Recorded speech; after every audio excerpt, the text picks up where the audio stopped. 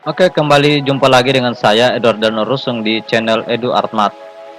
Kali ini saya akan membahas contoh soal penilaian akhir semester atau PAS untuk pelajaran matematika kelas 9 SMP pada semester ganjil tahun pelajaran 2021-2022. Soal kali ini saya rampung dalam bentuk model soal AKM yang saya bahas di Google Form pada layar HP, agar peserta didik dapat memperhatikan bagaimana cara menjawab soal model AKM di Google Form. Untuk itu, mari simak video berikut ini.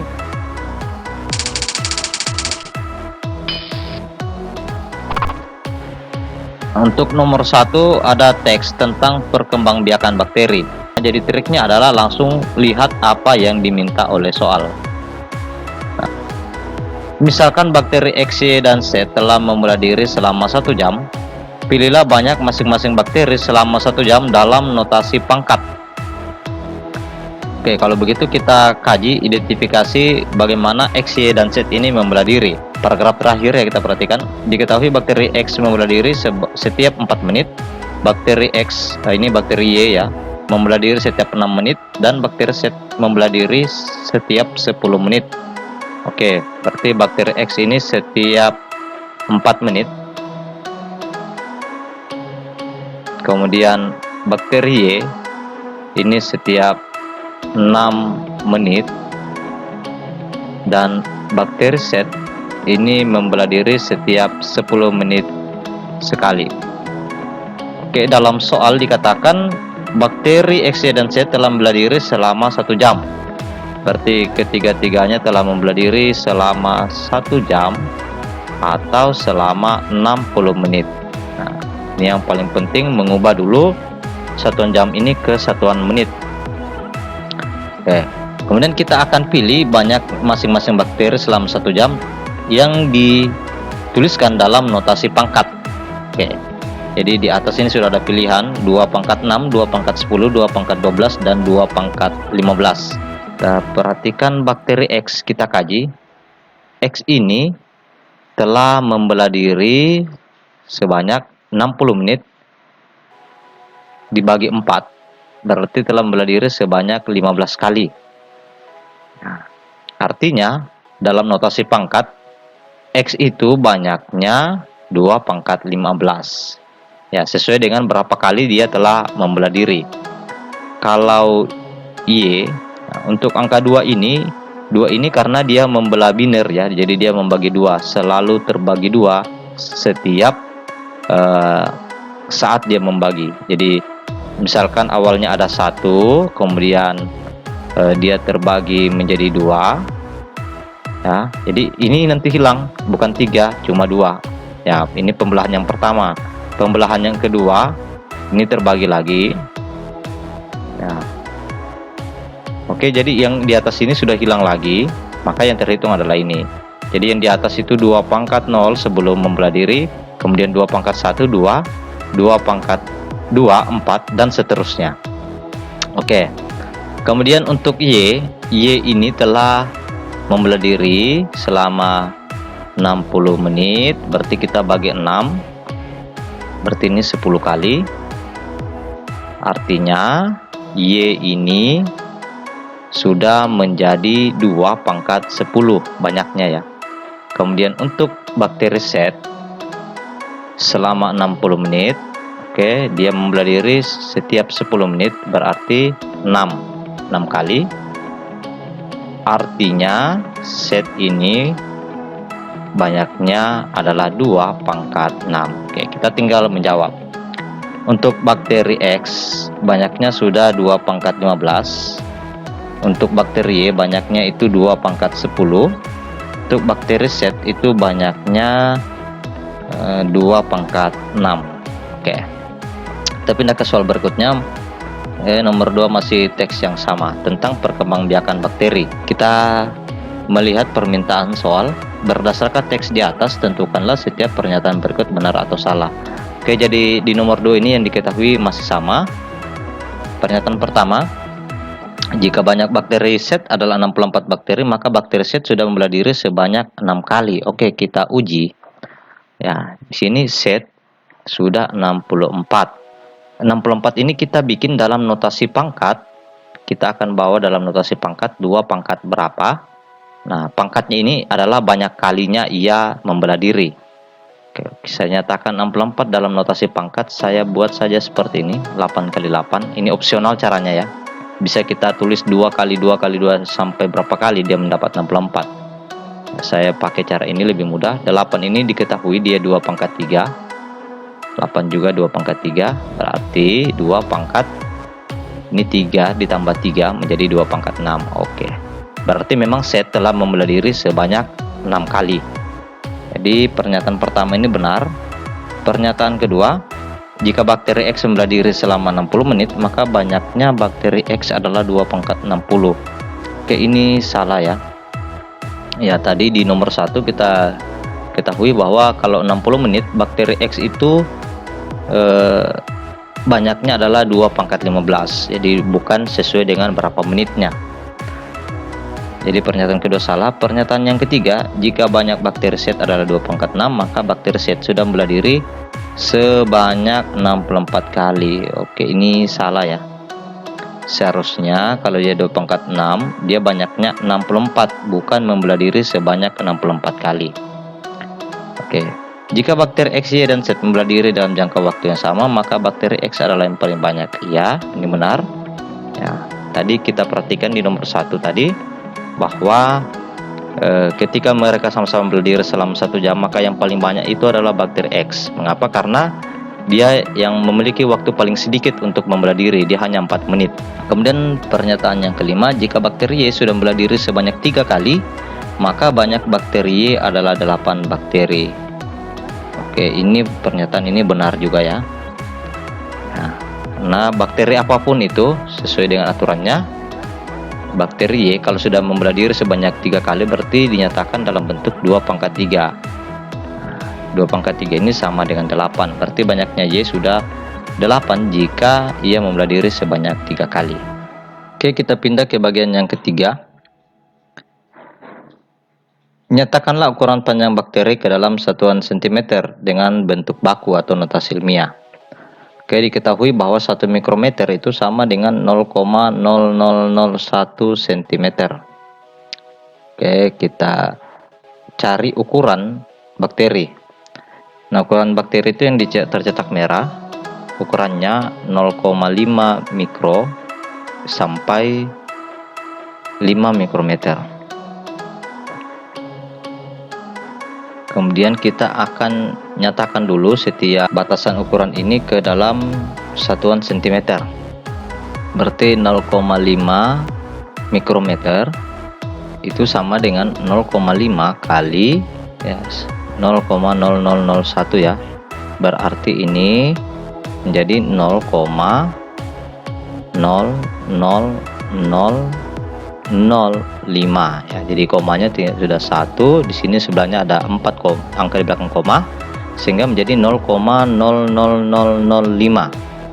Oke, ini kita nyatakan ke dalam bentuk notasi ilmiah. Dia ada 5 angka belakang koma. Jadi ini kita ambil angka berartinya 5. Nah, 5 dikali 10 pangkat, kita hitung ini 10 pangkat negatif 5. Oke, berarti menjadi 10 pangkat negatif 5 ya. Ini selesai notasi ilmiahnya. Kemudian sekarang yang kedua itu 5 mikrometer. 5 mikrometer kita rubah ke satuan senti, berarti 5 dikali 0,0001 menjadi 0,0005 ya, 4 angka di belakang koma. Karena ini 4 angka di belakang koma, berarti kita ambil saat bilangan berartinya 5 dikali dengan 10 pangkat negatif 4. Oke, berarti ukurannya dalam notasi ilmiah dalam satuan cm itu ya, ini satuan cm ya.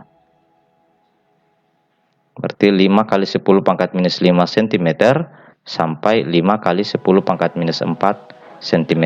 Oke. Jadi jawabannya adalah bagian yang ketiga. Selanjutnya kita masuk pada nomor berikutnya. Ya. Diberikan bilangan berpangkat 3 pangkat 4. Oke, 3 pangkat 4. Ya.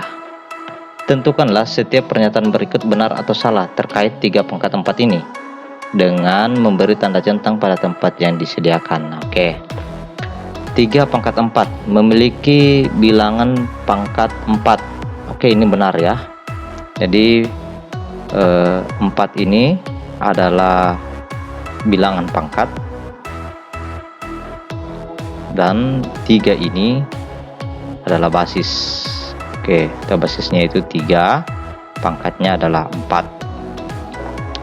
Memiliki hasil 12 ya. 3 pangkat 4 bukan 12 ya. 3 pangkat 4 itu sama dengan 3 kali 3 kali 3 kali 3, yang ini sama dengan 9, kemudian yang ini sama dengan 9, dikalikan lagi, berarti ini sama dengan 81. Oke, jadi ini salah. Kemudian memiliki basis atau bilangan pokok 3, benar. Memiliki basis bilangan pokok 4, ini salah. Selanjutnya memiliki hasil 81, ya, hasilnya adalah 81, ini benar. Jadi yang sebelah kiri ini pernyataan benar, pernyataan kedua itu yang sebelah kanan itu salah ya. Oke, kita masuk pada soal berikutnya. Bilangan ganda kompleks. Tentukan apakah bentuk-bentuk pangkat berikut ini ekuivalen atau memiliki bentuk aljabar yang sama dengan oke, kita tulis X pangkat 4, kemudian Y pangkat 5 dikali X pangkat 2, Y pangkat 6 dibagi X pangkat 3 kali Y pangkat 7. Oke. Kita perhatikan masing-masing bentuk pangkat nomor 1, 2, 3, dan 4 ya. Untuk nomor 1 itu dia berubah menjadi X pangkat 6 Y pangkat 11 dibagi X pangkat 3 Y pangkat 7. Oke, satuannya benar. Kita perhatikan di pembilang berarti. Oke, bisa saya tulis seperti ini ya. X 4 ditambah 2 untuk Y itu 5 ditambah 6, masih tetap X pangkat 3 Y pangkat 7. Oke, berarti ini benar ya. X pangkat 6, 5 tambah 6 itu 11. Oke, pernyataan pertama benar atau ekuivalen ya. Selanjutnya X pangkat 1 Y pangkat 2 dikali X pangkat 2 Y pangkat 6. Nah, kita perhatikan bentuk yang kedua ini masih sama, suku yang kedua masih sama. Berarti kita asumsikan bahwa yang suku yang pertama ini adalah pembagian suku yang pertama dan penyebutnya. Jadi saya bisa tulis seperti ini. X pangkat 4 Y pangkat 5 kali X pangkat 2 Y pangkat 6 dibagi X pangkat 3 Y pangkat 7. Ini sama dengan, ini saya kurangkan berarti. Oke, X pangkat 4 dan 3 ya. 4 dan 3 berarti 4 kurang 3. Untuk Y nya Y pangkat 5 dikurangi 7. Nah, kemudian kita kali dengan yang masih sisa, yaitu X pangkat 2 Y pangkat 6. Nah, apakah ini sama? Kita perhatikan 4 kurang 3 ini benar menjadi 1. 5 kurang 7 ini harusnya negatif 2, berarti ini salah. Berarti pernyataan yang kedua ini salah atau tidak ekuivalen. Oke, bentuk pangkat yang ketiga itu X pangkat 4 Y pangkat 5 kemudian dikali X pangkat 1 Y pangkat 1. Oke, kita asumsikan bahwa sekarang karena ini bentuk yang pertama sama dengan yang di atas, Kita asumsikan ini dia mendapatkan perubahan dari pengurangan yang ini ya. Oke, kita lihat apakah jadi. X pangkat 4 Y pangkat 5 kali X pangkat 2 Y pangkat 6. Kita tulis ulang soalnya. X pangkat 3 Y pangkat 7. Oke. Ini menjadi yang suku pertamanya tetap. Kemudian ini karena dibagi kita kurang. X pangkat 2 dikurangi 3. Untuk Y-nya 6 dikurangi 7. Nah, seharusnya ini X pangkat 4 Y pangkat 5 kali X pangkat 2 kurang 3 itu negatif 1 Y pangkat negatif 1. Nah, ini semuanya positif, berarti ini salah. Oke, pernyataan ketiga juga bernilai salah. Kita jawab ya. Kemudian bentuk pangkat nomor 4 kita lihat lagi. X pangkat 3 Y pangkat 4. Nah, ini sangat sederhana, berarti kita asumsikan ini diselesaikan semua ya. X pangkat 3 Y pangkat 4. Oke, kita coba selesaikan. Tulis kembali soalnya. X pangkat 4 Y pangkat 5 kali X pangkat 2 Y pangkat 6 dibagi X pangkat 3 Y pangkat 7. Oke, saya bisa mulai dari selesaikan yang pembilang. Ini menjadi X pangkat 4 tambah 2 menjadi 6. Untuk Y-nya 5 tambah 6 ini 11. Bagi X pangkat 3 Y pangkat 7. Oke, ini berarti X. Untuk X itu 6 kurang 3. Berarti X pangkat 3. Untuk Y 11 kurang 7 itu 4. Oke. Jadi pernyataan yang keempat ini bernilai benar. Oke, kita pindah ke soal berikutnya. Perhatikan bentuk-bentuk pangkat pecahan dan bentuk-bentuk akar berikut. Pasangkanlah bentuk pangkat pecahan yang tepat dengan bentuk akarnya dengan memilih pada tempat yang disediakan di setiap baris. Oke, ini masih mudah ya. Kita langsung saja mengerjakan setiap bentuk pangkat ini dan kita ubah ke dalam bentuk akarnya. Di pangkat pecahan diubah ke dalam bentuk akar. Yang pertama ada 2 pangkat 3/4. 2 pangkat 3/4 ini kita nyatakan dalam bentuk akar. Jadi kita tulis akarnya. Tanda akarnya adalah penyebut dari pangkat, berarti ini 4. Nah, kemudian kita masukkan bilangan pokoknya ke dalam tanda akar. Kemudian pembilang pada pangkat ini kita masukkan ke dalam tanda akar. Maka dia berubah menjadi akar pangkat 4 dari 2 pangkat 3 itu sama dengan 8. Nah, kita pasangkan untuk bentuk pangkat 1 dia sama dengan bentuk pangkat yang ketiga, bentuk akar yang ketiga. Jadi 2 pangkat 3/4 sama dengan 4 akar 8 atau sama dengan bentuk akar yang ketiga. Berarti kita jawab di sini. Oke. Selanjutnya bentuk pangkat yang kedua 4 pangkat 2/3. Jadi caranya sama tadi. Sekarang ini satuan dari pangkat kita tulis. Kemudian bilangan pokoknya kita tulis dalam tanda akar pangkat. Pangkatnya itu pangkat 2, yaitu pembilang pada pangkat ya. Sehingga ini menjadi akar pangkat 3 dari 4 pangkat 2 sama dengan 16. Oke, kita hubungkan. Bentuk pangkat yang kedua itu sama dengan akar pangkat 3 dari 16, berarti sama dengan bentuk akar yang pertama. Oke, jadi bentuk pangkat kedua itu sama dengan bentuk akar yang pertama. Jadi kita klik di sini. Selanjutnya 3 pangkat 2/4. Ya, 3 pangkat 2/4 ini karena yang kosong sisa bentuk akar kedua, ini berarti sudah ini jawabannya ya. Berarti bentuk akar yang kedua, tapi kita uji saja. 3 pangkat 2/4. Oke, 2/4 ini bisa sederhanakan menjadi 3 pangkat 1/2. Nah, 3 pangkat 1/2 ini adalah akar 3. Ya, sebenarnya di sini ada penyebut 2 dan pangkat 1 di dalam yang tidak merubah apapun. Kesepakatannya ialah akar pangkat 2 itu tandanya tidak perlu ditulis di depan tanda akar. Oke, jadi sudah benar bahwa bentuk pangkat yang ketiga itu sama dengan bentuk akar yang kedua. Kita pindah ke soal berikutnya. Diketahui bahwa bentuk akar A memiliki pasangan bentuk sederhana pada bentuk akar B. Oke, jadi tentukan pasangan bentuk akar A1, A2, A3 dengan bentuk akar sederhananya pada B1, B2, atau B3. Jadi kita akan cocokkan lagi seperti tadi. Tapi sekarang hubungannya bentuk akar dengan bentuk akar yang sederhana. Kita mulai dari A1.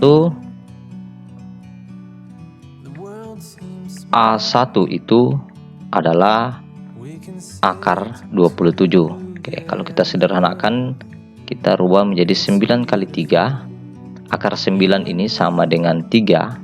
Berarti 3 akar 3. A1 sama dengan B2.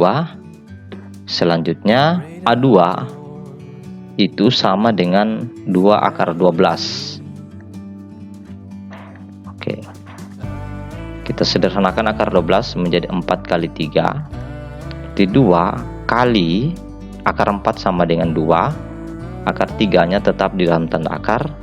2 kali 2 itu sama dengan 4. Oke, akar 3 nya tetap. Jadi kita pasangkan A2 dengan B1. Selanjutnya A3 berarti sama dengan B3. Tapi kita harus uji lagi. A3 itu sama dengan akar 72. Akar 72 ini sama dengan akar 36 dikali 2. Akar 36 itu sama dengan 6. Ya, akar 2 nya tetap di dalam tanda akar. Berarti sudah benar bahwa A3 itu berpasangan dengan B3. Oke, selanjutnya kita pindah ke soal berikutnya. Akar 2 ditambah 5 akar 2 dikurang akar 18. Oke, kita selesaikan yang sudah sejenis. Akar 2 dengan 5 akar 2. Ini ada koefisien 1 yang tidak ditulis ya, sehingga ini menjadi 6 akar 2. Kemudian dikurang akar 18. Akar 18 ini kita sederhanakan. Ini didapat dari 9 kali 2. Berarti 6 akar 2 kurang akar 9 itu sama dengan 3. Akar 2 nya tetap. Nah, sekarang sudah sejenis, sama-sama akar 2. 6 dikurangi 3 sama dengan 3. Kemudian akar 2. Jadi 3 akar 2. Jawabannya adalah bagian C. Soal berikutnya. Diketahui bahwa luas suatu persegi panjang ditentukan dengan panjang dikali dengan lebar dari persegi panjang tersebut. Jika sebuah taman berbentuk persegi panjang dengan panjang 6 tambah akar 10, ya, jadi panjangnya sama dengan 6 tambah akar 10. Lalu lebarnya sama dengan 6 kurang akar 10. Maka luas persegi panjang tersebut adalah dikatakan tadi bahwa luas itu sama dengan panjang dikali lebar. Tahu 6 tambah akar 10 dikali dengan 6 kurang akar 10. Nah, materinya ini adalah materi bentuk perkalian bentuk sekawan. Kalau dia bentuk sekawan maka cukup kita kalikan ujung-ujungnya ya. Ini karena ini tandanya ada plus, ada negatif, kemudian kedua sukunya sama 6 dan akar 10. Berarti kita gunakan aturan perkalian sekawan. Cukup 6 kali 6 ini sama dengan 36. Plus kali minus ini minus. Akar 10 kali akar 10 ini sama dengan 10. Oke, berarti 36 kurang 10 sama dengan 26. Oke, jawabannya ialah bagian D. Selanjutnya materi tentang merasionalkan penyebut bentuk akar. Ya, ada 2 tambah akar 3 dibagi dengan 2 kurang akar 3. Nah, kita tulis kembali soalnya, kemudian kita akan kalikan dengan bentuk sekawannya. Bentuk sekawan dicari adalah bentuk sekawan dari penyebutnya. Berarti kita akan cari bentuk sekawan dari 2 kurang akar 3. Nah, bentuk sekawannya itu cukup yang ditambah. Berarti menjadi 2 tambah akar 3. Oke, yang di atas cukup kita rapatkan dulu. 2 tambah akar 3 dikali dengan 2 tambah akar 3. Kemudian yang di bawah perkalian sekawan, jadi kita kalikan ujung dengan ujung. 2 kali 2 itu 4, minus kali positif minus. Akar 3 kali akar 3 sama dengan 3. Oke, yang di yang di pembilang kita kalikan 2 kali 2 sama dengan 4. Kemudian 2 kali akar 3, 2 akar 3. Selanjutnya akar 3 kali 2 masih sama 2 akar 3. Kemudian akar 3 kali akar 3 sama dengan 3. Dibagi 4 kurang 3 sama dengan 1. Berarti 4 ini sejenis dengan 3. 4 tambah 3 sama dengan 7. Kemudian 2 akar 3 tambah 2 akar 3 menjadi 4 akar 3 per 1. Atau sama dengan 7 tambah 4 akar 3. Berarti jawabannya adalah bagian C. Oke, kita pindah ke soal berikutnya. Kali ini tentang notasi ilmiah. Pertanyaannya bentuk biasa dari notasi ilmiah 8,1 kali 10 pangkat minus 6. Oke, kita bawa dalam bentuk biasa. Pertama-tama kita tulis, kita nyatakan bilangan berartinya 8,1 ini ke dalam bilangan yang biasa, dalam bilangan 81. Ini sama dengan 81 dibagi 10. Oke, untuk 10 pangkat minus 6 saya bisa ubah menjadi 1 per 10 pangkat 6 supaya positif. Kemudian ini menjadi 81 bagi 10 kali 10 pangkat 6, pangkatnya ditambahkan menjadi 10 pangkat 7. Ingat di sini ada pangkat 1 yang tidak tertulis, ya, sehingga menjadi bagi 10 pangkat 7. Nah, karena dibagi dengan 10 pangkat 7, maka kita akan menyatakan bilangan 81 ini menjadi bilangan desimal dengan 7 angka belakang koma. Nah, 7 angka desimal. Berarti kita tulis 0.